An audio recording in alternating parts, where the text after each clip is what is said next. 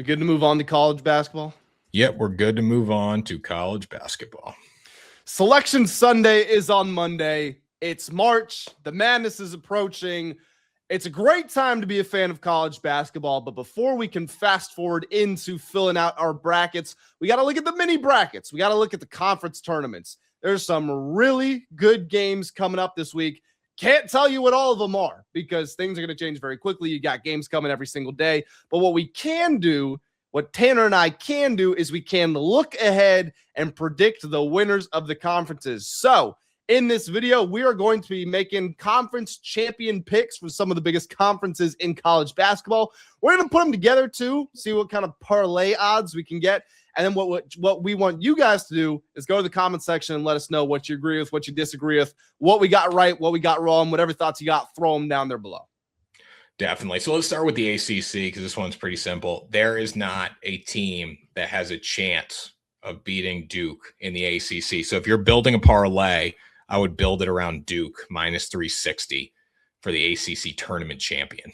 I think that's a really good parlay leg. They've got 2 losses this year. Only one of them was to an ACC opponent, and that was to North Carolina, and Caleb Wilson is done for the year after breaking his hand, breaks his thumb as well. He's gone. So, yeah, Duke's winning it, and it's probably not going to be that competitive. Like, I'm just thinking of Louisville because I've watched Louisville play a lot this year at 13-1, and they're picked 3rd in the conference, and Louisville is a joke relative to what Duke can do on any given night. So I would go Duke there to start it off in the ACC. Big Ten gets a little more interesting. I still think Michigan's should be the runaway favorite here. The fact you're getting them minus 105 straight up, I like it. Illinois is competitive. Purdue sucks. Like, they're terrible. Michigan State's heating up a little bit. Anyone below Michigan State, like Nebraska, Wisconsin, UCLA, Iowa, no chance at all. What do you think of this conference? Yeah, I think Michigan State's the upset team to watch here. I mean, to be fair, I think Illinois could win, but I'm not going to call them an upset team. I think Michigan State is the one. We know Michigan and Illinois is at the top 2. So I think Michigan State's the one to play spoiler, but I would still give it to Michigan as well. I think you can stay confident in that. Number 2 in KenPom, 2 losses all season. One of those, of course, to Duke, which you can't really hold against them. The other one to Wisconsin, which I don't see that happening again. And it was only by 3 points. Like, no team has thoroughly outplayed Michigan all season long. So you have to go with them. It depends on the bracket too, like where this sets up. So I have not looked at the Big Ten championship bracket, but I want to pull it up here because you look at how the last game of the season ended between Michigan and Michigan State. It's hard to beat a team 2-3 times in a season, right? Right. So you look at how Michigan kind of embarrassed Michigan State in that final game. And, you know, Izzo was all pissed off at the Michigan students for saying like little brother and all that. You know, that stuff does matter. Like, motivation matters. So we would get Michigan versus Michigan State in the championship game if we were to get it. But looking at how it's set up, Michigan gets Illinois in the semis, which is really tough when you think about it. Yeah, and the fact they're just about 50% chance to win, according to the sportsbooks, shows that the sportsbooks are factoring that in. Like, they're saying, we recognize they have the tough path and we still like them to win it. Like, genuinely, I love Michigan State to win the conference based on how the bracket sets up right now. I said they were my sleeper pick, and at 7-1, you're getting good value for them. And they can beat Michigan. They can beat them. They can beat anybody. You're getting great value considering that, you know, they're already in the quarters. So you got to win a quarter game against UCLA, Rutgers, or Minnesota. You're going to get Nebraska in the semis. I like Nebraska. I think Nebraska plays really hard, but I would take Michigan State over them. So you're getting them. You got an easier path to get to the championship, or Illinois. Like, to beat Michigan, it's going to take everything you got to beat them. And then you still got to go win a championship game against a team that's just as good as you. So it's just not an easy path by any means. It's not. So with that in mind, would you still go Michigan? I would take Michigan to win it. Yeah. Cause I think Michigan's best team in the country. I think they're better than Duke. Okay. But, and again, those teams are very close. That's a 1-point spread, no matter who's the favorite.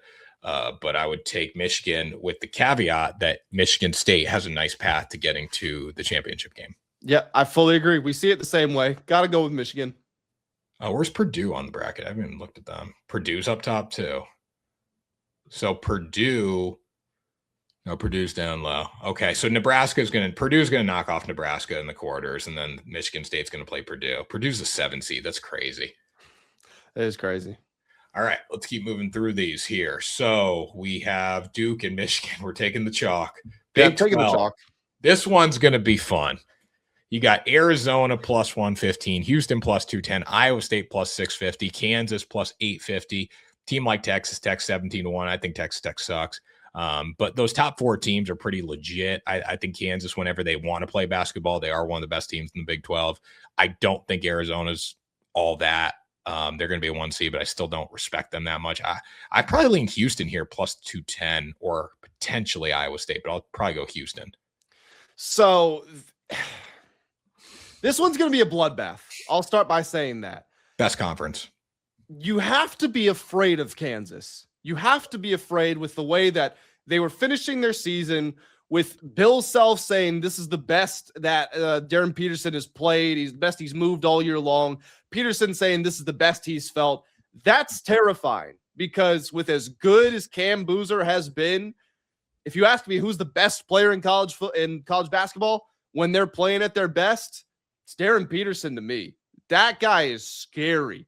So Kansas is like, it's not fair to call them a sleeping giant, but whatever they are, you have to be terrified of them. With that being said, I'm with you with that my pick would be Houston, and that comes across as disrespectful to Arizona, considering they have 2 losses and they came in a 5-day span. It's like, other than those 5 days, they've been basically perfect all year. But Houston with Kelvin Sampson, they've got the experience. They're a physical team. I don't like some of their offensive stuff. I really don't. I don't think they screen very well. I think they settle for difficult shots when some of their sets break down. But even still, I think you lean Houston. But again, Kansas for me, man, like if they come out and they set the tone in that early round, I would be looking to maybe hedge it if I could. I mean, Arizona is coasting to the championship game. I will say that.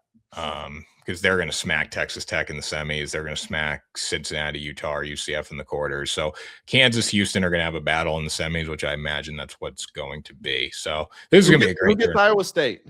Who gets Iowa State? Iowa State is going to play Texas Tech in the quarters. Oh, so they'll beat them and they'll get Arizona then. Yeah, I mean, that's a pretty even matchup on paper. I like Texas Tech. Just the last game I watched with them didn't sit well with me, but like all these teams are pretty good. I think Arizona is one of the better ones, but like Arizona, Houston, and then Kansas at their best, like they're scary good, I think. Yeah, I agree. I think Kansas legitimately, if Darren Peterson is doing what he's supposed to be doing, they can win the national championship this year. There's just a question mark of is he going to do that? Is he going to play all of the games? How's his health? How's the cramping? All of that stuff.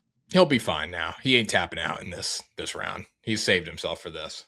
I mean, if you're telling me that, then seriously, I would have to consider Kansas at plus 850. There's just so much potential value there. Well, realistically, when did he start locking in? When scouts were like, we don't know if we can trust this guy. That was when those stories started coming out. He started playing a little harder. Yeah, you're not wrong. You're not wrong. I'll roll with Houston, but good conference. Any of the top 4 does have the potential to win. Definitely. So we move into our next conference here, the Big East. 2-team race here. We got UConn. UConn slipping up a little bit, lost their last game to Marquette. Dan Hurley obviously losing his head. UConn's offense isn't as clean as it has been in years past. I just don't think they have the same talent. Defense is good. According to Ken Palm, they're the 10th ranked team in the country. The next closest team in the Big East is St. John's at 21st. So still some separation between them. I do think UConn is the best team here. I do think they're the most likely to win it all, but they are prone to the occasional mess up game where they just lose to a team they really should not. Well, losing to Marquette was probably the best thing that could have happened to them, because they lost the Big East regular season title outright. Like they were going to split it with St. John's going into that game. They lose that. They lose it outright. St. John's takes it outright. Hurley gets suspended or thrown out of the game and fined in the last minute. And you played really bad going into the Big East tournament. I would rather have that 10 times out of 10 than you win that game. You dominate. Now you're on high alert. You know what you need to do come in the tournament. You also, the last time you played St. John's, you beat them by like 1 million, and they didn't score past like the 18-minute mark in the second half. So like that's not going to happen again too. So St. John's has a lot to play for. It's also going to be in Madison Square Garden, as we know, which is St. John's home. And I feel like it's more of a St. John's crowd than a UConn crowd now. So I honestly, if you like, realistically, I think UConn wins it. I think UConn's going to find a way to win a close one against St. John's championship game. But if you like this, don't even bet it, because UConn is going to be plus money at some point in the Big East championship game. And St. John's is going to be a 4.5 to 3.5 point dog, maybe plus 2.5. So if they go down 4-5, you're going to get them plus 190. I wouldn't even touch this at all. I think you're right there. I think that's the right approach. It's boring, but it's the right approach. But UConn's going to win it. I think so too. They should win it. Yeah. SEC tournament, I would say Florida or Arkansas. Arkansas is really good. I love Arkansas. I just think the Gator boys stay hot, you know.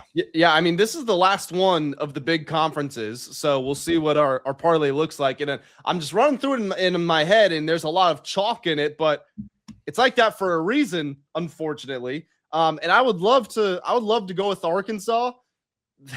They're really good, and Darius Acuff is insane, and they finished the season playing pretty well. They did play Florida not too long ago, like a week or two ago, and they lost by 34 points. They gave up 111.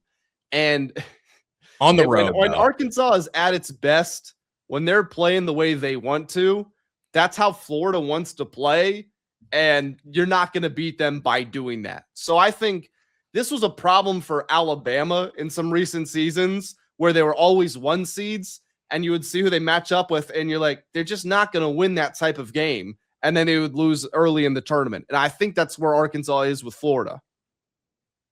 Yeah, I agree with that. And simple as that. Like, Florida's just better. And Florida's come on really well in the second half of the season to a point where they are probably going to be a 1 seed. So that's just something to note there. So right now at our major conferences, we have Duke, Michigan, Houston, UConn, Florida. If you were going to make parlays with these, how would you handle it? 2-team, 3-team? You going to go for them all? What are you doing? Yeah, I mean, my favorite picks there, I would put Duke in there because I'm pretty confident in them. I would probably add Michigan to it because I think it's a conference like the Big 12, there's 4 schools that I see winning it. The Big 10, I could see Michigan. I could see Michigan State. Not to be disrespectful to Illinois, but like those would be the 2 teams that I'd look at. So I'd probably roll with those 2.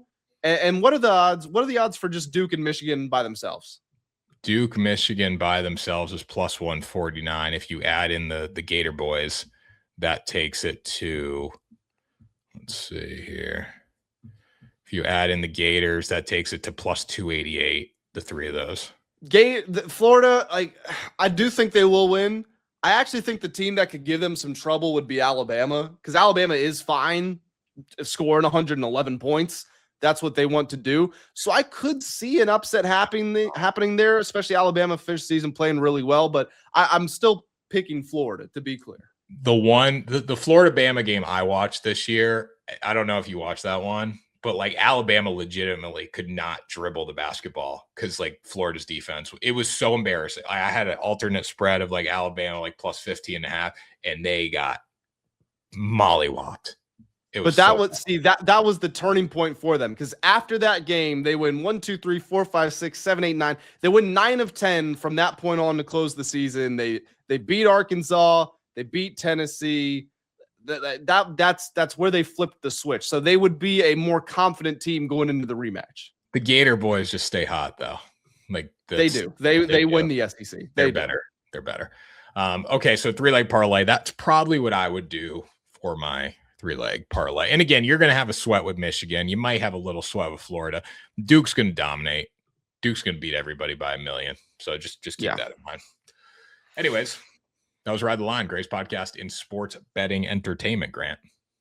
It was. If you guys enjoyed, make sure you hit the like and subscribe buttons, and whatever thoughts you had on anything we went over, make sure you throw them down in the comment section below. Also, check out WSN.com. That's where Tanner, myself, and the team, we're breaking down the big games. We're sharing our favorite picks, and we are giving out the promo codes worth thousands of dollars to the sports books. So WSN.com, that is your place to be. That was Ride the Line, guys. Greatest podcast, sports betting entertainment. We will see you next time for another episode.